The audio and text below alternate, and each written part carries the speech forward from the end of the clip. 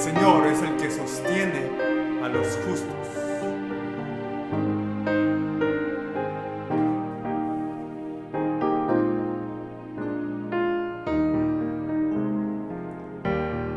Noble sostén de la esperanza mía, fuente bendita de la vida eterna, tan solo el alma que en sus fuerzas fía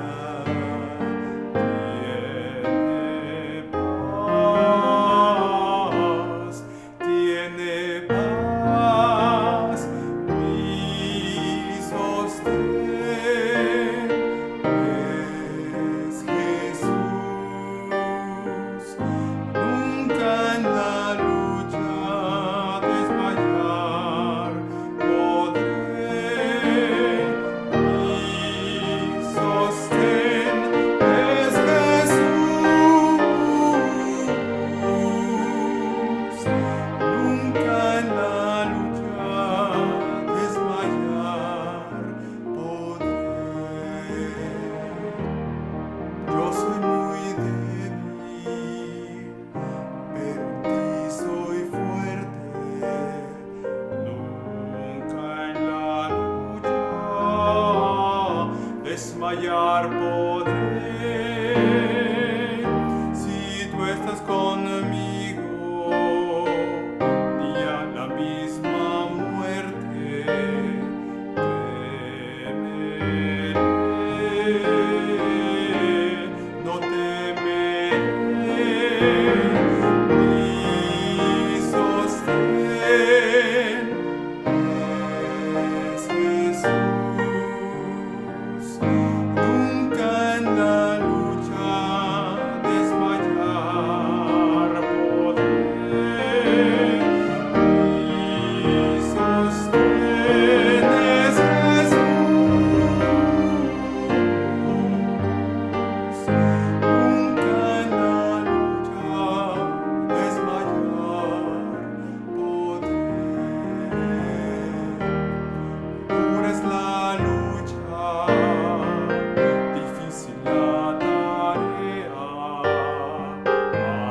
mas tú me dotas de tu gran poder. Mi espíritu renuevas con la idea nueva de vencer.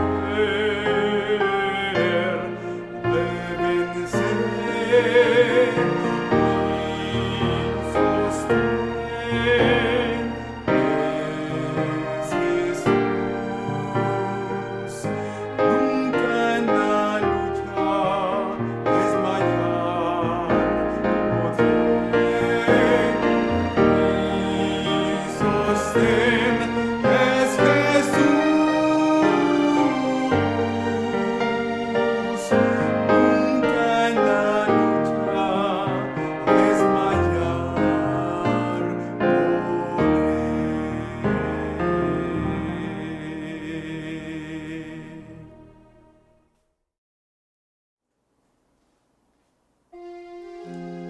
El que habita al abrigo del Altísimo morará bajo la sombra del Omnipotente. Diré yo a Jehová, esperanza mía y castillo mío, mi Dios en quien confiaré.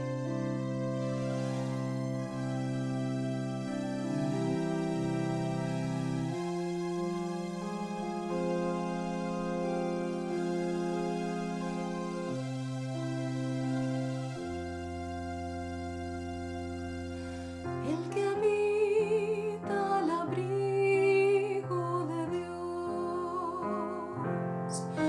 morará bajo sombras de amor. Sobre él no vendrá ningún mal, y en sus alas feliz vivirá.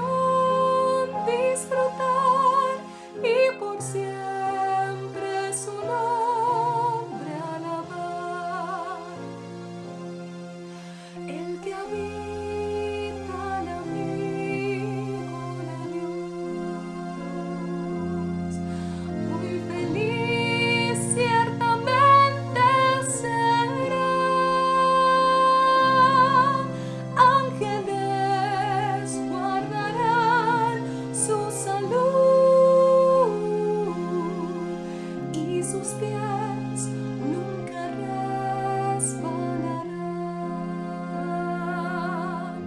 Oh, yo quiero habitar al abrigo de Dios, solo ahí encontraré paz y profundo amor.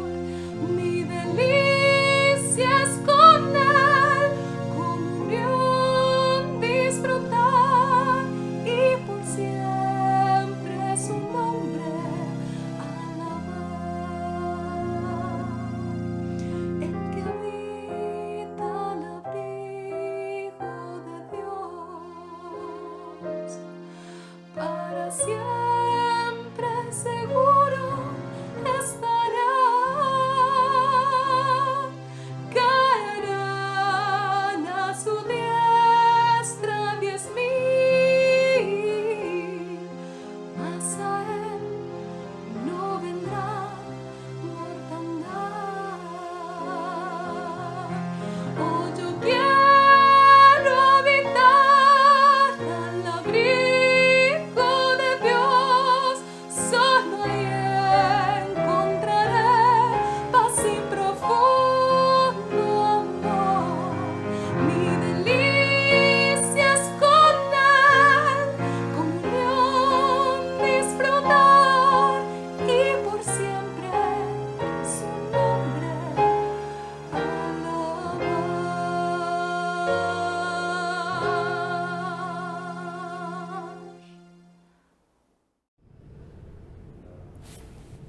Hermanos, buenas noches.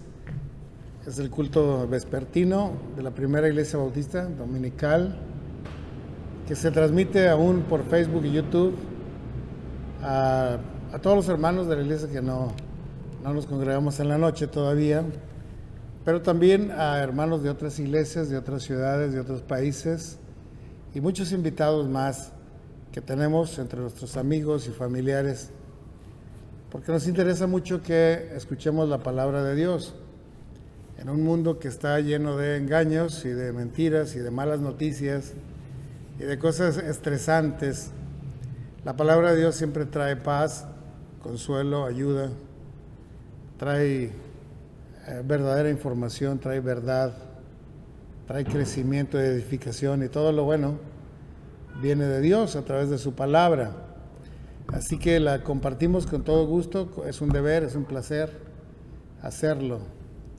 Y hoy la meditación estará basada en el libro de Job, que es un libro de sufrimiento, y un libro de paciencia, y un libro de dependencia de Dios. Y como nuestro mundo está lleno de sufrimiento, todos los días recibimos noticias difíciles de masacres, de asesinatos, de accidentes, de epidemias, de pandemias, de terremotos, de guerras, de rumores de guerras, de divisiones, de separaciones, de divorcios, de cosas que traen mucho dolor a las personas. Un dolor que a veces parece que no tendrá remedio, que nunca lo vamos a dejar de sentir, que acaba con nuestra vida, que acaba con nuestro propósito, con nuestra razón de vivir. Así que estudiar el libro de Job siempre nos da muchas herramientas, mucha información, muchas verdades que el hombre debe conocer. Porque incluso los filósofos de la antigüedad, aquellos filósofos griegos, se preguntaban, ¿por qué el sufrimiento? Y se preguntaban, ¿por qué Dios permite el sufrimiento? Y se preguntaban, si Dios es bueno, ¿por qué permite el sufrimiento? ¿Existe Dios? Y muchas preguntas así se hicieron los filósofos y se lo hace el hombre contemporáneo, y la respuesta está en la Biblia y está muy clara y vale la pena que la conozcamos, porque la ignorancia de estas cosas nos hacen sumergirnos más y más en el sufrimiento. Por otra parte, titulé a este sermón "Sabemos consolar", porque si no estamos sufriendo nosotros, sí conocemos a alguien que está sufriendo mucho. A personas con cáncer, personas con COVID, personas que han perdido un ser querido, personas que han perdido su trabajo, personas que están en conflicto, cosas así. Y nosotros los conocemos a veces muy de cerca. Y la consolación, que es un ministerio cristiano, es una encomienda de Dios para nosotros de consolar a las personas. Es un ministerio difícil de comprender y difícil de ejercer, muy difícil. Yo recuerdo cuando estaba joven, allá en la carrera de medicina, de pronto nuestro compañero, un compañero que teníamos, sufrió la pérdida de su padre. Su padre murió inesperadamente por una enfermedad fulminante y él se quedó huérfano de padre y sin quien lo sostuviera para seguir la carrera de medicina. Nos pusimos de acuerdo y fuimos uniformados al funeral de su padre y hicimos fila para saludarlo y abrazarle en ese momento difícil. Era realmente un momento muy duro para él e incluso para nosotros. Y aunque hay palabras o frases que se dicen, como "te acompaño en tu dolor", como "mi más sentido pésame", como cosas así, la realidad es que no hay palabras propias que decir a alguien que sufre tanto. Yo nomás llegué y lo abracé y no le dije nada, porque no tenía palabras que decir, porque la consolación es algo difícil de ejercer. Muchos años después, cuando yo era ya especialista en el Hospital del Iste, un cirujano especialista en cirugía general hizo mucha amistad conmigo, nunca dejó el tabaco, fumaba día y noche hasta dormido, bueno, no dormido, pero acostado para dormir, seguía fumando y finalmente se quedaba dormido. Este compañero un día llegó grave al hospital y tuvo que perder las dos piernas, las arterias se le cerraron y tuvieron que amputar las dos piernas al mismo tiempo, en la misma cirugía. Nosotros no nada sabíamos, pero al llegar al hospital nos dijeron: su compañero fulano de tal está en tal cama, lo acaban de operar y le amputaron las dos piernas. ¿Cómo? ¿Qué pasó? Y fuimos a saludarlo. Yo no tenía palabras, iba por el camino. Dije, lo último que le puedo decir es: te lo dije. Porque el tabaco, entre otras cosas, aparte de bronquitis y cáncer pulmonar, lo que más frecuentemente produce es obstrucción de las arterias y entonces falta de circulación arterial en las extremidades o en el cerebro. Y él lo sabría, yo lo sabía más todavía.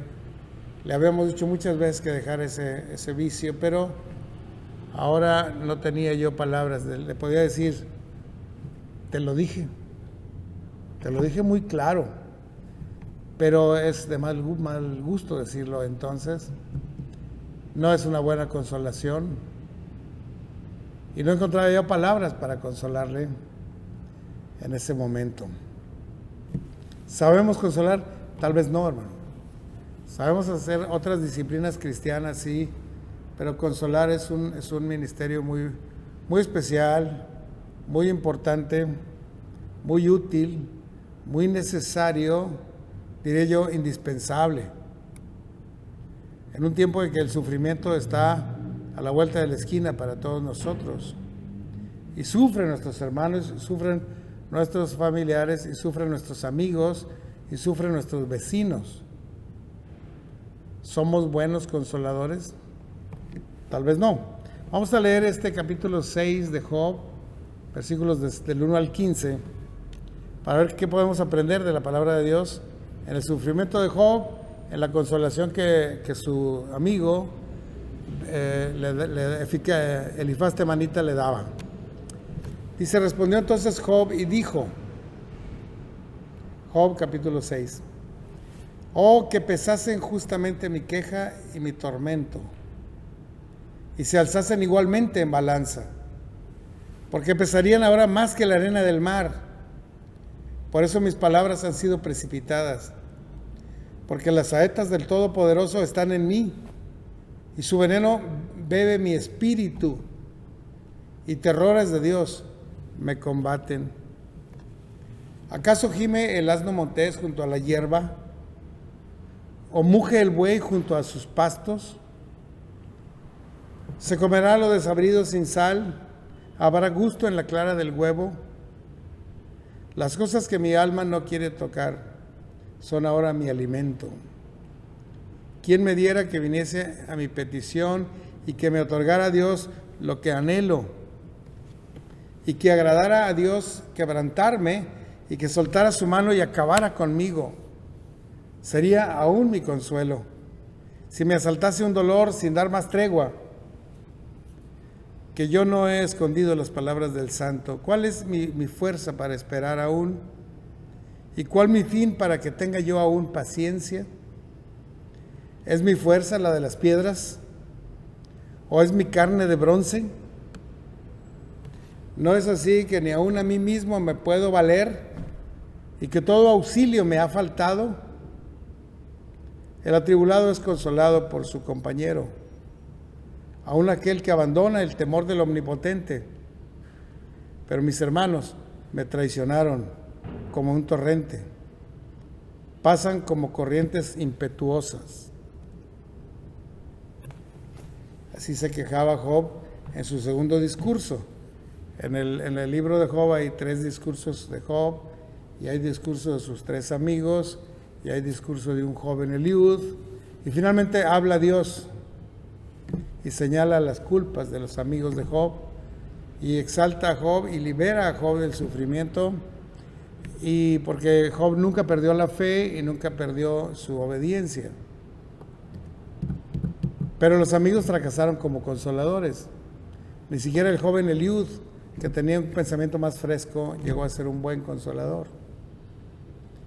Y más que juzgar a Job por lo que sufrió, o más que juzgar a los amigos de Job por su incapaz consolación, estamos aprendiendo de Dios y de Job lo que ha de hacerse en el tiempo del sufrimiento. E incluso estamos aprendiendo de los amigos de Job lo que no ha de hacerse en el tiempo de sufrimiento. Eso lo tenemos que aprender también. Job había perdido a su familia, a todos sus hijos. 10 hijos murieron en una sola tarde. Sus riquezas se habían ido, se las robaron los sabeos y otras gentes. Se quedó sin su ganado, sin sus riquezas. Finalmente perdió también su salud y fue atacado de una sarna maligna que lo adelgazó hasta el hueso y que le hizo perder las cualidades de la piel. Solo sentía comezón que no se quitaba ni con un ladrillo al rascar, que pasaba la noche sentado por el tormento. Era una situación horripilante la que estaba viviendo Job, habiéndolo perdido todo, incluyendo la salud. Y la ayuda de su esposa fue bastante magra, porque solamente le aconsejó: ya muérete, dice a Dios y muérete. Esas fueron las palabras de su esposa. Terrible, ¿no? Y llegaron sus amigos de toda la vida, sabios como él, y del mismo pueblo. Llegaron a visitarlo en el momento del sufrimiento intenso, y en vez de consolarlo, lo acusaron. Lo acusaron de haber sido un pecador tan grave que había producido este castigo de Dios.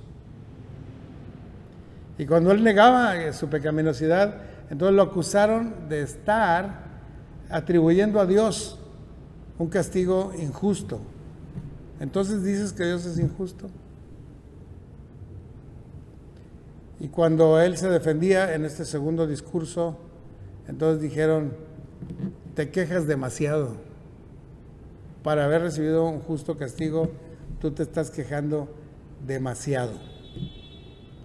Así que ellos no escucharon los discursos, no abogaron por él, no intercedieron por él, no le consolaron, no le brindaron el auxilio que él necesitaba. Más bien vinieron a sentarse a condenarlo una y otra vez. Y eso pasa muchas veces, de muchas maneras, no solo en enfermos o en los que han perdido un ser querido o han quedado sin trabajo, que a veces los hermanos mismos o los familiares mismos, en vez de ir a consolarlo y decirle ¿qué necesitas? Yo te ayudo, no te preocupes, van a decirle, tú por tu negligencia, por tu descuido, por tu abandono, porque no hiciste las cosas bien, estás sufriendo lo que tienes. Te lo dije y no hiciste caso. Y por eso estás así. Y empezamos a tratar de encontrar explicaciones simplonas a una consecuencia que vino. Y no se diga si cuando el problema que tiene nuestro amigo es un problema moral, por algún error que él cometió, por algún pecado que hizo. Entonces, los más espirituales tendemos a juzgar, a criticar y a abandonarlo en su sufrimiento, dejarlo solo. Hay que se las arregle como pueda, hay que Dios que lo ayude. Nosotros lo que vamos a hacer es boletinarlo para que ya nadie lo ayude, nadie lo invite, nadie lo reciba en su iglesia. Y cosas así, ¿no? Yo creo que como bautistas hemos sido peores que los amigos de Job. Mucho peores. Nunca fuimos para consolar y sí estuvimos criticando a distancia y de cerca y de lejos y por la espalda. ¿Eso es consolar? ¿Eso es ayudar a un amigo que ha caído? Pues no porque nuestro conocimiento de la palabra es muy limitado y nuestra obediencia al mandamiento de Dios es casi nulo. Así que por muy cristiano y por muy experimentado que sea y muy espiritual que parezca, el ministerio de consolación es pobre en nuestras filas y creo que es tiempo de que debemos cambiar y convertirnos en verdaderos consoladores al estilo de Dios, al estilo de nuestro Señor Jesucristo y de acuerdo a la enseñanza que el Señor manda en este libro de Job. Su esposa lo malaconsejó, los amigos le amonestaban y lo acusaban de impiedad ante la evidencia de un juicio de Dios en su contra. Daba la impresión de que Dios tampoco estaba escuchando sus oraciones. Porque él sufría cada día y oraba y al siguiente día estaba peor. Y el dolor no se iba. Así que él pidió en este segundo discurso, si se pesaran el tormento que siento contra las quejas que yo pronuncio. Se darían cuenta que el tormento es mucho mayor que las quejas que yo he expresado. Porque si se había expresado quejumbrosamente, si el día que yo nací fuera quitado del calendario porque hubiera sido preferible que yo hubiera sido abortado. Cosas como esas se quejó en su primer discurso. Y entonces aquellos lo criticaban por su discurso, por su defensa, por sus muchas quejas. Casi nadie quiere escuchar las quejas y de hecho no las escuchamos, cerramos los oídos para que no escuchar las quejas. Y a veces hasta le damos dinero a alguien que viene a quejarse para que ella se vaya y deje de quejarse y dejemos de escuchar esas quejas, porque somos malos para escuchar, y más cuando es una queja lo que viene a decirnos una persona. Así que Job en su primer discurso queja amarga y desesperadamente de su situación y de lo inmerecido de su castigo. Y Elifaz Temanita, el amigo de Job, tal vez el más amigo de los tres, había respondido a Job acusándolo no solo de sufrir un merecido castigo de Dios, sino de quejarse desmedidamente contra el Dios justo. Pero en este capítulo 6, Job expresa algo que no había dicho antes. Dice, no solo sufrí terriblemente, perdiéndolo todo. No solo no merecía ese castigo porque yo había llevado una vida recta y piadosa delante de Dios, sino que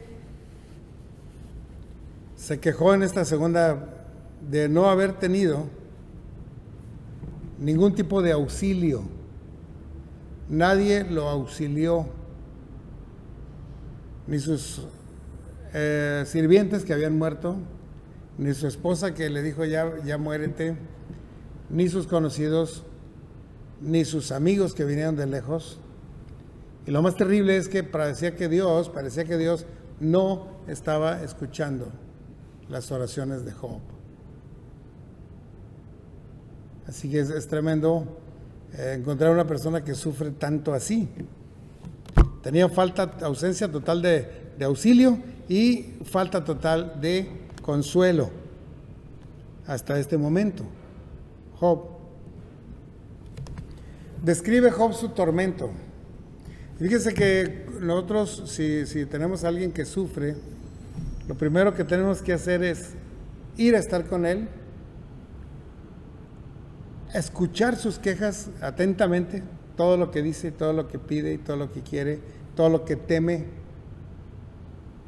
todo lo que espera, hay que escucharlo. Porque si no sabemos qué hacer para consolarlo, él lo va a decir con sus quejas. Eso lo ha descubierto la psicología moderna, que escucha al enfermo. Platíqueme y dígame qué pasó y cómo empezó esto y qué teme usted, qué necesita. Y son preguntas que se le hacen esporádicamente para que el paciente diga y diga y diga. Y muchas veces nada más con desahogarse el cuadro mejora bastante. Pero Job describe su tormento y vale la pena que lo escuchemos. Es mejor escuchar el alma de un atormentado que escuchar la presunción de una persona soberbia, un orgulloso que te está contando sus éxitos y su grandeza. Es mucho mejor ir a escuchar a alguien que sufre y que nos diga lo que siente.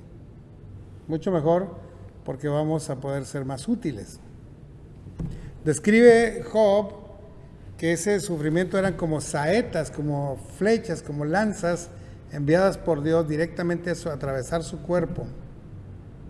Y que él no podía evitarlas, no podía esconderse de las saetas de Dios, no podía esquivarlas, no podía quitárselas de encima. Era un sufrimiento que Dios manda con toda puntería y atravesaban su alma y su cuerpo, claro. Y no solo eran saetas muy agudas y muy filosas y muy dolorosas, sino que estaban llenas de un veneno dolorosísimo que lo paralizaba y que lo hacía inútil. Él no podía levantarse a valerse por sí mismo. Eso estaba sufriendo Job. Por eso no se paraba de esa cama que tenía de silicio y de cenizas. Dice que aparte del sufrimiento físico y de la parálisis que él lo hacía inútil, él estaba sintiendo todos los días los terrores de Dios que estaban orientados y alineados contra él. Y por si fuera poco, ese sufrimiento moral, físico y espiritual no tenía esperanza de alivio a corto plazo. No sabría si esto me va a durar 2 semanas más, 3 semanas más, 6 meses más y voy a morir. No sabía cuánto iba a seguir viviendo y por lo tanto cuánto tiempo iba a seguir sufriendo. Eso es algo que quisiera saber el que sufre. ¿Cuánto tiempo más voy a sufrir? No tenía esperanza tampoco de alivio ni de ayuda durante ese tiempo. Si mis amigos no me ayudaron, ¿quién me va a ayudar? Y si Dios no ha contestado mi oración, ¿quién va a venir en mi auxilio? No lo sabía.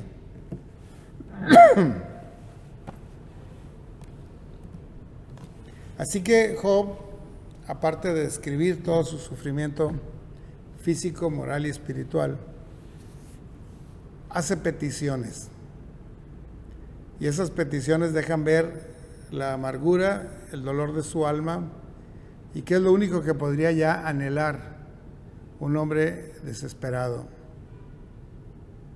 Dice, si se pusiera en una balanza mi queja y mi tormento. Que si una de las cosas que él querría es que lo comprendamos, que entendamos que verdaderamente está sufriendo y que es muy intenso su dolor. Ya con que otros lo comprendan es un alivio para él. Eso es lo que él pide. Otra cosa pide, si Dios quisiera quebrantarme y acabara conmigo de una vez, porque si voy a estar sufriendo 6 años, mejor que sufra hoy esta noche y muera. Otra cosa que pidió Job en su segundo discurso es que me asalte un dolor muy intenso, pero rápido. Que con ese dolor se acabe mi vida. Otra petición que hacía Job, o si recibiera un auxilio eficaz.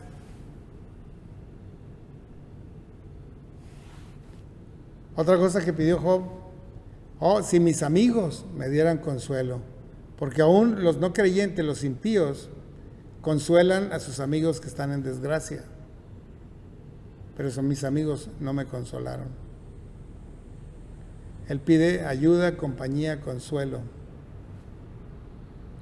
Otra cosa que él pregunta y pide saber, si yo supiera cuál será mi fin y cuál es el propósito de todo este sufrimiento, si yo supiera esas cosas, le daría sentido al sufrimiento, le daría esperanza al final del camino, le permitiría esperar y aguantarse y tener paciencia y recibir un alivio al final.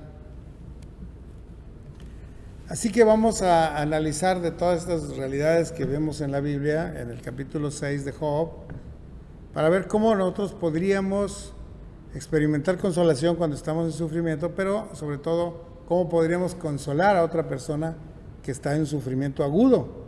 Puede ser un familiar cercano, un familiar distante, un vecino, un amigo, un compañero de trabajo, un hermano de la iglesia o un desconocido perfecto. En todos ellos, el Señor nos ha dado un ministerio de consolación. Recordemos quién fue el primer consolador. El Señor Jesucristo. Aunque el Padre también es un Padre de consolación, pero mostró su consolación a través de su Hijo Jesucristo, que vino a vivir entre nosotros, vino a cargar nuestras enfermedades, vino a padecer nuestras tentaciones, vino a morir en nuestro lugar. Ese es el consolador más grande que ha habido en la historia de la humanidad, el Señor Jesucristo. Y el segundo consolador es el Espíritu Santo, que viene a morar en nosotros cuando hemos recibido a Cristo y nos consuela. Así que vale la pena que nosotros lleguemos a ser buenos consoladores, imitando el amor del Señor Jesús y obedeciendo la influencia del Espíritu Santo en nosotros. Y siguiendo las instrucciones del Padre, que es un Padre de consolación también. Así que vamos a ver. Consuelo significa estar junto con el que sufre cuando está sufriendo. ¿Te enteraste de que está sufriendo alguien? Ok, déjame, voy por allá. Y llegas, ¿cómo estás, hermano? ¿Qué necesitas? ¿Cómo te sientes? ¿Qué va? ¿Qué ocupas? Yo voy a estar aquí contigo. ¿Quieres que te lleve al hospital? ¿Quieres que traiga un médico? ¿Necesitas algún medicamento? ¿Algo necesitas? Yo estoy aquí. Consolación significa sufrir juntamente con. No solo estar ahí viéndolo e impacientándose porque sufre, sino sufriendo juntamente, con la misma intensidad.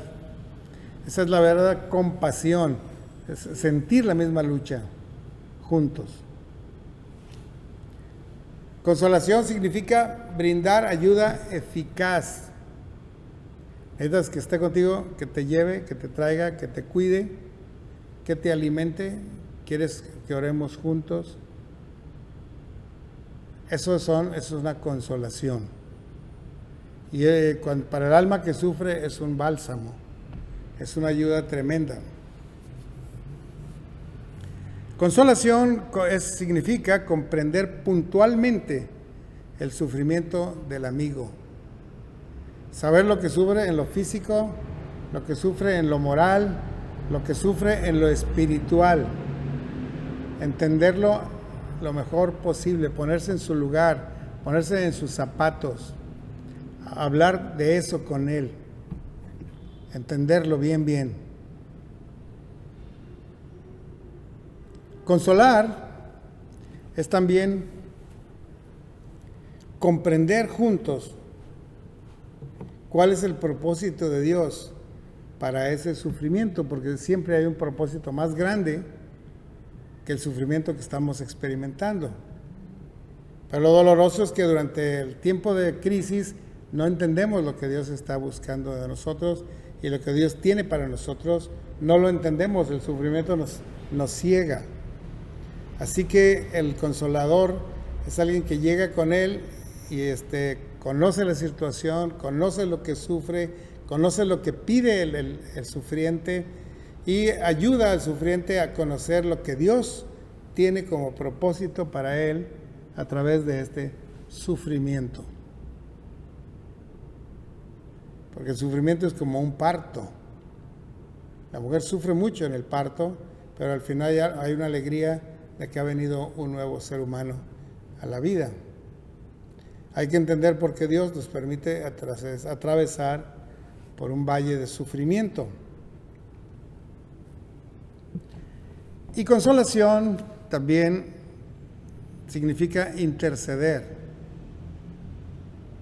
cada día, a cada momento, ante Dios principalmente, pero también ante los hombres, más que acusarlo, más que juzgarlo. Si llegamos juzgándolo o acusándolo, no somos consoladores. Somos enviados del maligno para hacerle sufrir más. Así que aun cuando este hombre, por su pecado, por su descuido, por su negligencia, haya caído en ese lazo de tribulación, no vamos para acusarlo, no vamos para criticarlo, sino para acompañarlo y ayudarle eficazmente, incluso para interceder ante Dios, ante la iglesia, ante su familia, ante su esposa, ante sus compañeros en su trabajo, interceder por él, porque somos sus consoladores, somos sus abogados defensores, somos sus terapeutas espirituales. Es un ministerio grande, hermano. Vale la pena leer todo el libro de Job 1 y 10 veces, porque trae mucha información para que lleguemos a ser buenos consoladores en el lugar donde el Señor nos pone, cerca de alguien que sufre. Vamos a despedirnos en oración. Señor, gracias por tu palabra, por este capítulo 6 de Job en particular que hemos leído hoy. Ayúdanos a comprender al que sufre, entender la intensidad de su sufrimiento, conocer bien sus quejas, conocer bien sus peticiones, ayudarle eficazmente, comprender lo que él necesita, estar ahí no para acusarlo, no para criticarlo, no para juzgarlo, sino por el contrario para defenderlo, para interceder por él, para acompañarlo en todo momento. Haznos instrumentos útiles, instrumentos de consolación en donde quiera que vamos. Y más que el mundo cada vez tiene más personas sufrientes. Bendice a la iglesia, que sea una iglesia consoladora, con el poder del Espíritu Santo y con la sangre de Jesucristo, en cuyo nombre pedimos estas cosas. Amén. Dios bendiga, hermanos.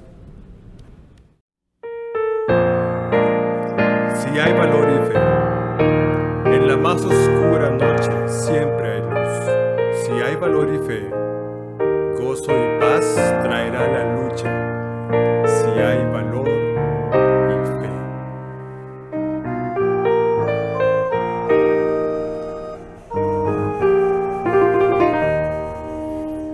Si en tu senda las nubes agolparse ves, no vaciles por ello ni flaqueen tus pies.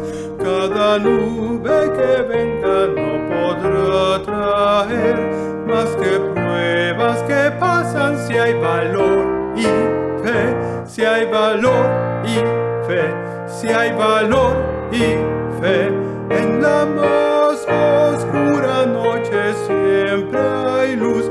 Si hay valor y fe, si hay valor y fe, gozo y paz traerá la lucha.